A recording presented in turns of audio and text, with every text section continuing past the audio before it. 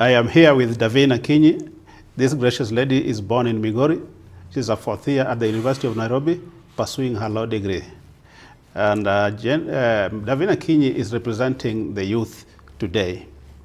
Davina Kinyi, welcome to the show. Thank you so much. Yes, I want to start by telling you a story.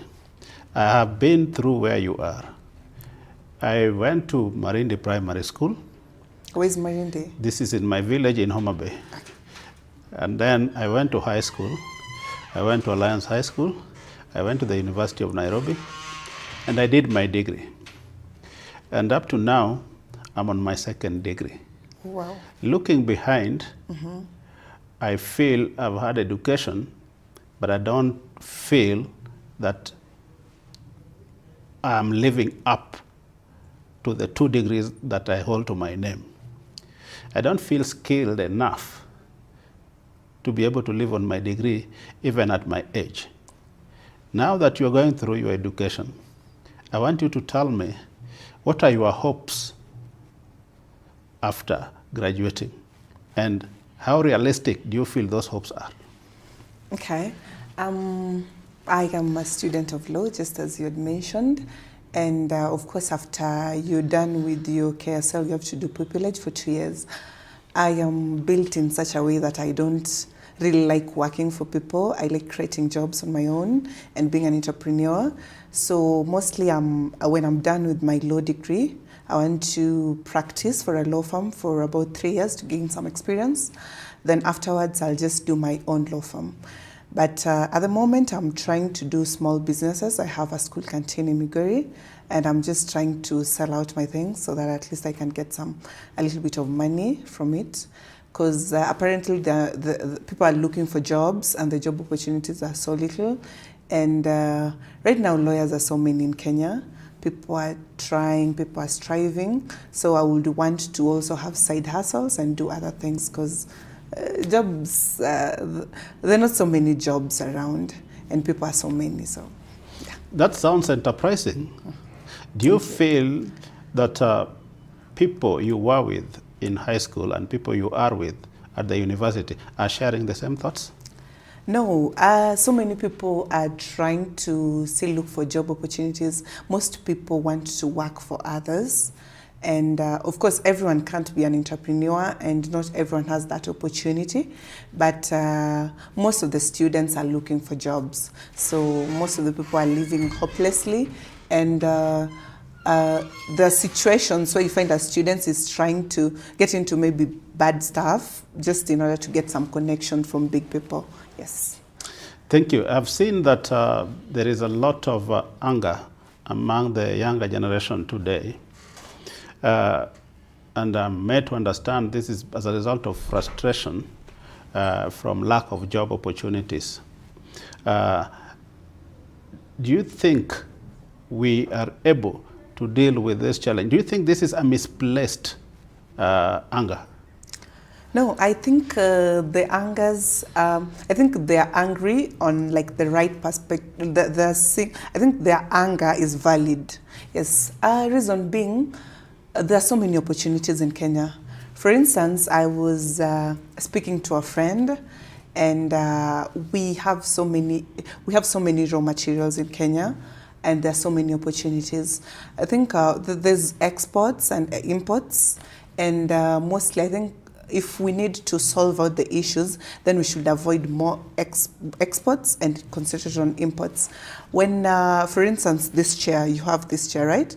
And some people import this, is it import to Kenya? To import is to bring in. Yeah. So most people import, probably from China or something. But now if the government says, no, this chair cannot be imported from China to Kenya, there will be so many opportunities for people who have practiced carpentry, and they'll be making such. Then there are so many opportunities for industries. We can do more, because most countries that grow concentrate on processing and manufacturing. I think we can create more industries that concentrate on manufacturing and processing, because for instance, we have mangoes in Migori, there is gold.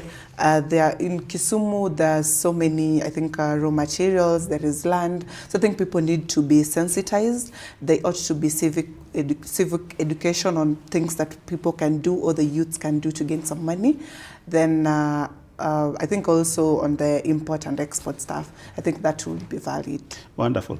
I'm not sure if by now you are able to evaluate the education system, whether it is equipping you and your generation with the right skills to be able to do the jobs that you're thinking about?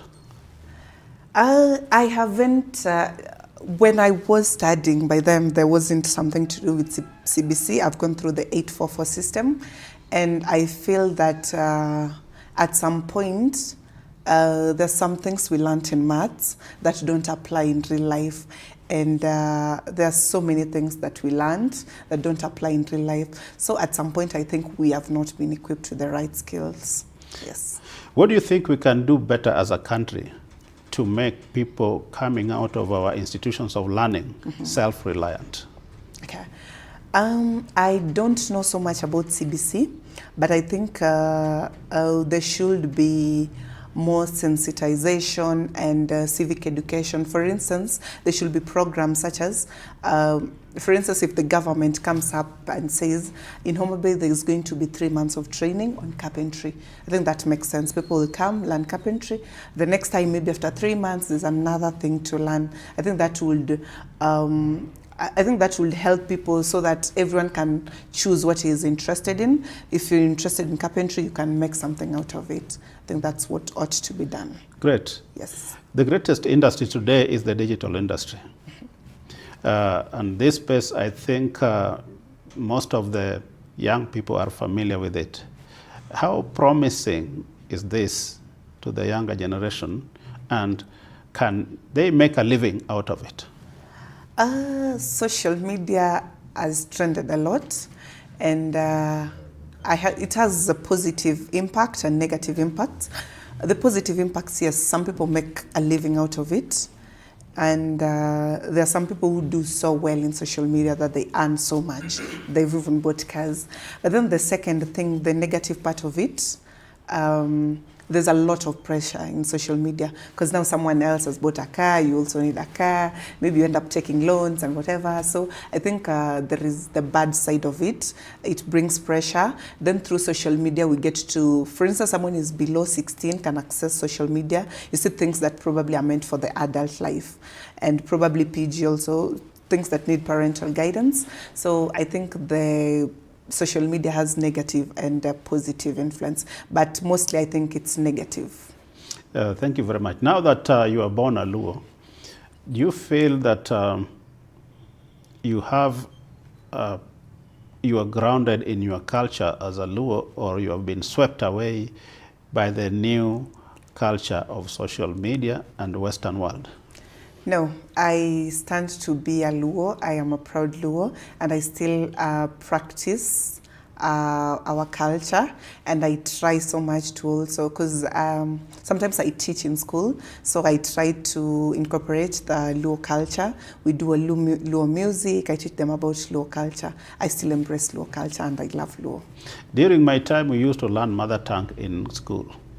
These days, you don't learn mother tongue. No, we don't. And I hear most of ladies of your generation having double English names. And we are told that Mkosa Mila ne Mutumwa. Do you believe in that? Yes, I think someone should always stick to your culture. Regardless of wherever you go, you should always stick to your culture and respect your culture. I think cultural aspect is an important aspect in life. Going forward, you are a Gen Z. Have you ever voted? Yes, once.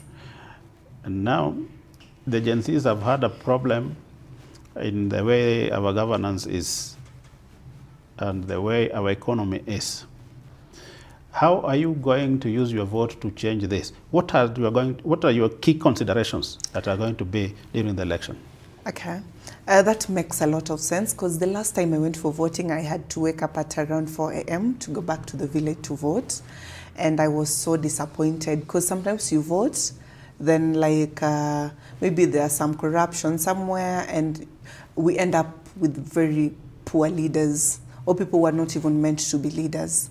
Very corrupt individuals, very incompetent leaders. So I would want us to, I had promised myself, I and my sister, I was like, no, I'm not going to vote again, because there's no need of waking up at 4 a.m., going out there and like making a line, doing the voting, and then like at the end of the day, whatever, whoever wins, wins. And sometimes like someone who loses ends up being mentioned as the winner. So I came and spoke to myself and I said, what changes can we make? Because once I don't vote, someone else also says I'm not voting, we end up with bad leaders. So I think my solution for this time is also to sensitize people to vote and to try very hard to vote for the right leaders, so that we can have a very, like we can improve our, what do I say? We can improve nationally, yes, and we can have qualified leaders. Last but not least, I'm aware that the younger generation today prefer online engagement to physical engagement. How easy is it for the younger generation to build consensus and concretize and action it at different levels for their intended purpose? For example, if you decide to have a common understanding in Migori, how do you build that consensus online so that you know it is going to be as agreed? Okay.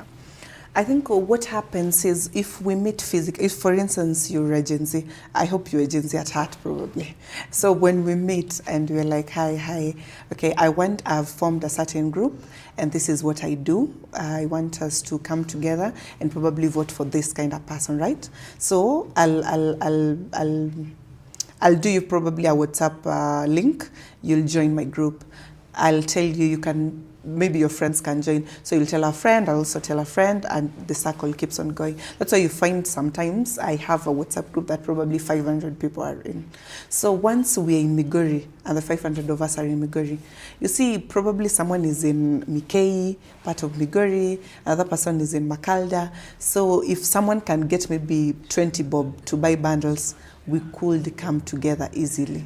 So it makes us to connect easily. And for us, it works like faster and easily. We can all communicate, decide on what we are going to do. If you are going to vote in the 2027 election, what is the one thing that you will vote for, if not a person? The one thing that you're going to vote for? One thing that I'm going to try and vote for leaders that won't disappoint us, like last time. Or did I get the question right? Let me paraphrase it. Mm-hmm. We get lost in voting for people before we define what we want. Mm-hmm. What is it that you'd want done in 2027? You have an opportunity to ensure that that thing, you get the right person to do it. What is it that you will be looking to be done? Okay. I'm looking at for instance, at our home place, I'm looking at the roads. Let's do it at this point. Let's see, what would you be looking for in an MP? What would you be looking for in a governor? Mm-hmm. What would you be looking for in your president? Okay. I'm trying, for instance, MP, I already have a candidate in mind. He doesn't give me any money. I've never received any money from him. He's a politician currently. But of course, he gives other people money. But what I'm looking for, I want him, once he becomes the MP, I want him to air out our issues at the national level and to just improve things like water and roads instead of giving people handouts. So I would want him to decrease his handouts and help us as a community, and then, or as a constituency, yes. Then for an MCA, I'm not expecting so much because I don't think if it's some big money, but I'm expecting maybe for him to represent our issues at the county level. just issues like water and mostly the roads. Then and maybe for things like gold mining, so that people can just mine gold at a very because gold mining is dangerous. So at least if they could provide equipments for us to, do some good gold mining. Then for a governor. Don't worry, go to the president. Yes. Oh, for the president. Yes. At the moment, I think I have a candidate in mind. I'm not sure. But don't look at the candidate. I want the thing that you want your president to do, to address. Okay, people are being killed out like chicken. I don't like it. I would want it to stop. Then the second issue, I would want the roads in the national place to improve. Then the third thing, I would want the budget to go a little bit lower, and then more job opportunities to be created by avoiding things like more imports coming into the country. Yes. It's been a great pleasure to have you, Davina Kinyi, and I think you have truly represented the youth. Thank you so much. We wish you all the best. I appreciate going forward. Asante.